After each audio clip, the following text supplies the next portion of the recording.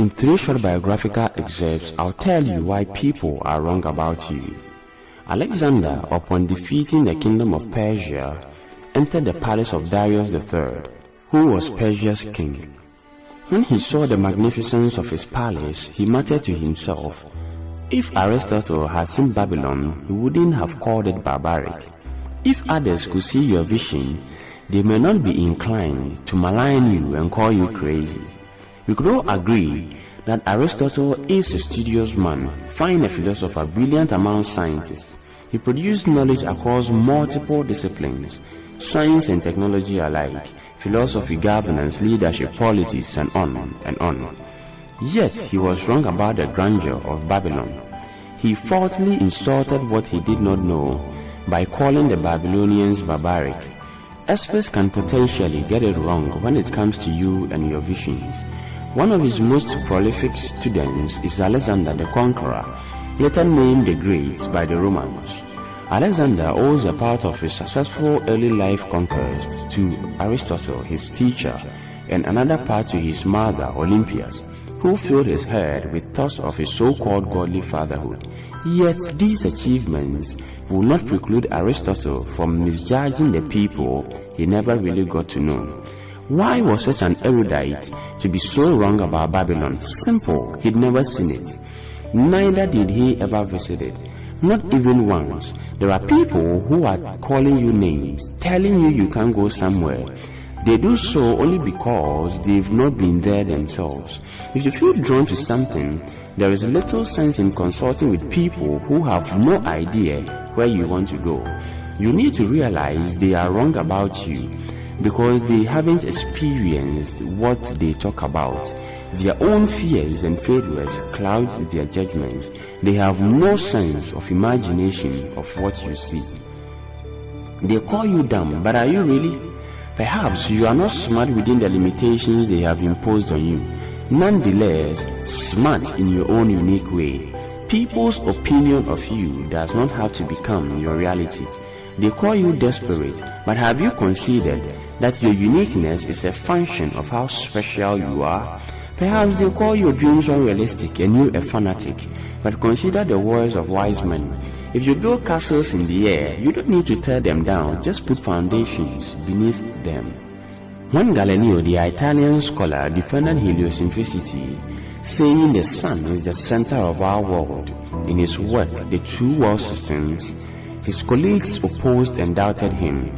The matter was investigated by the Roman Inquisition in 1615, which concluded that his work was foolish and absurd in philosophy, formally heretical since it explicitly contradicts in many places the sense of Holy Scripture.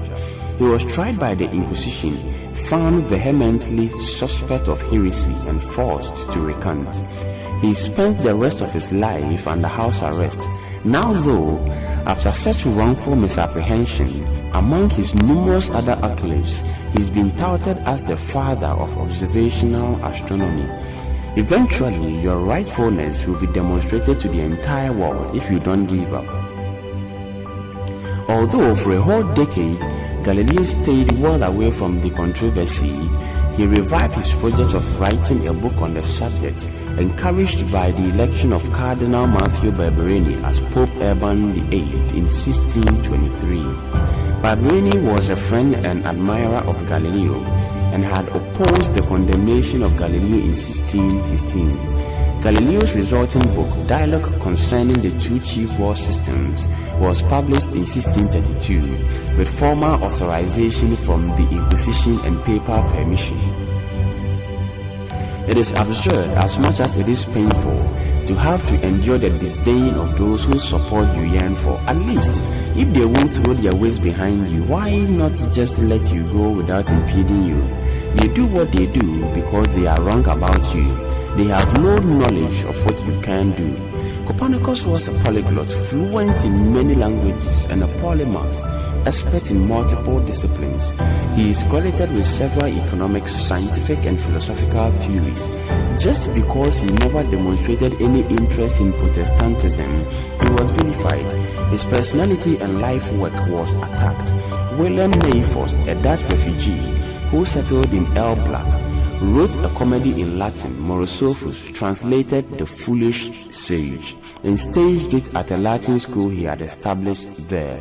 In the play, Copernicus was caricatured as a haughty, cold and aloof man who dabbled in astrology, considered himself inspired by God, and was rumored to have written a large work that was mouldering in a chest. Can you imagine Copernicus, the man who identified the sun as the center of our galaxy, portrayed a fool?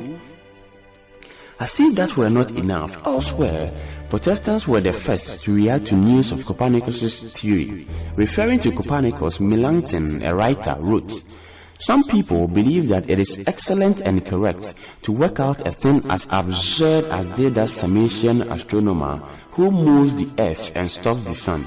Indeed, wise rulers should have kept such light-mindedness." Looking back though, Melanchthon seems rather to be the frivolous one and not Copernicus. Go ahead and fulfill your mandate. Eventually, others will come to see your wisdom, just as we are about to see Copernicus's. In the year 1551, only 8 years after Copernicus's death, astronomer Erasmus Reinhold published, under the sponsorship of Copernicus's former military adversary, Protestant Duke Albert, the Prussian Tables, a set of astronomical tables based on Copernicus's work. Astronomers and astrologers quickly adopted it in place of its predecessors. This evidence points to the irrefutable fact that eventually your wisdom will come to bear. More success is always the answer to reckless criticism. Keep getting better, keep growing. They are wrong about you. You will get it right. Eventually, those who oppose you will support you. Eventually, those who defame you will sing your praises, and people will come to see the wisdom in everything you have always wanted to do. Never give up. Remember that when people oppose you, they are wrong about you. Keep pushing on, keep moving on, and eventually your wisdom will be made bare.